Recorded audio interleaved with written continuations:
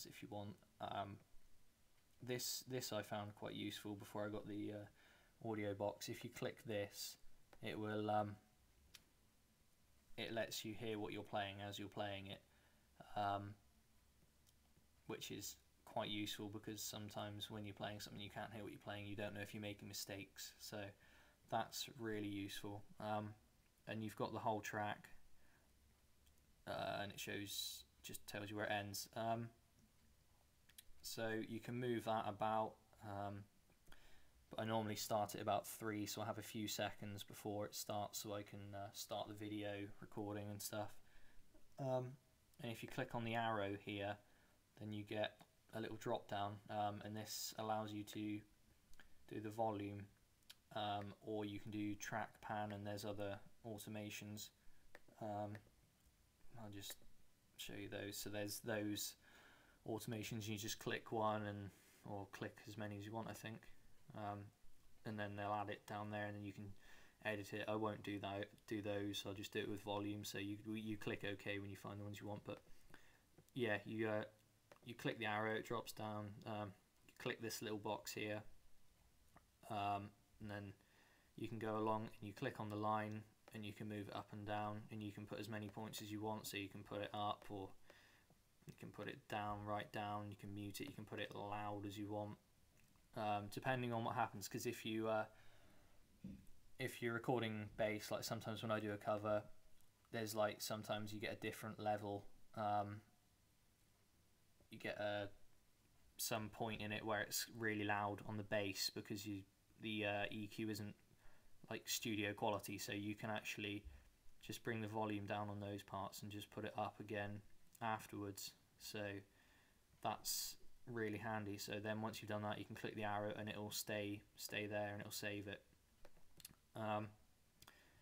So this is the track that you'd use for recording. So in another video I'll show you the other side of it, which is plugging the guitar in and how you go about doing that, but this is the software side of it. And yeah, you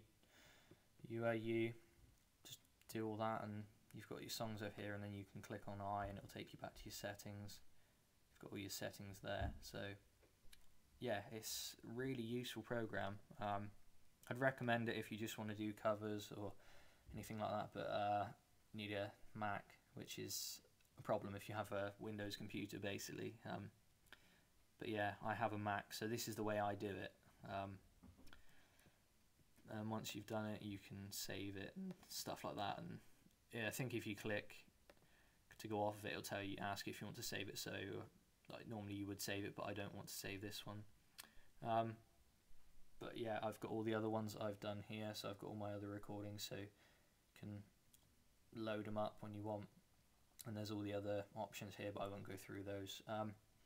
But what I normally do when I do covers, I just add this in, is I go on photo booth and I have another camera that I plug in. Hello? Yeah, I didn't actually think about that. But yeah, you've got a load of stuff down here. This is stuff that I've recorded. So what I'd normally do is click on the video icon there, and I'd start the video before I start the audio. So I'd click that and it would start, and then I'd go back onto Garageband and start the recording. So I'd have the video playing, well, recording just before I start the audio, so that I can like clip it and edit it and stuff, and I can do that side of things. So that's how I do a cover. So and then once I'd finished it, just stop this and I'd stop GarageBand and I'd go through and edit all of the stuff like I've showed you how to do already, and I'd edit the sound and make sure it's the right sound that I want and the right volumes and everything. So yeah, I do that, and then I close this and I go on to, where's iMovie, go on to iMovie. It's going to be quite a long video, I think, but it's just showing you how to do a cover, but this is my way of doing it, so I hope this helps you all. And it'll take a while to load up for me because I've done loads, but this is all the stuff I've imported. There's just loads of it because I don't really delete anything, but there's just everything, like all my covers. So yeah, there's that. I go on project library, and then this little icon here, you can add a new project. So add a new project. I'll just do it for the sake of it. I'll call it, oh no, sorry, I'll call it test. Yeah, go on that, and you can choose some of the options that were there, but I don't use those. And I'll just use a little snippet from this one a while ago when I had longer hair. Yeah, what I did there was, if you click on it, it highlights part of it, and you can drag it and choose how much you want, and it tells you how much you want here while you're dragging it on the side. So you just click, hold, and drag that, and it'll come up with a little plus sign, and you can drop it like I did here.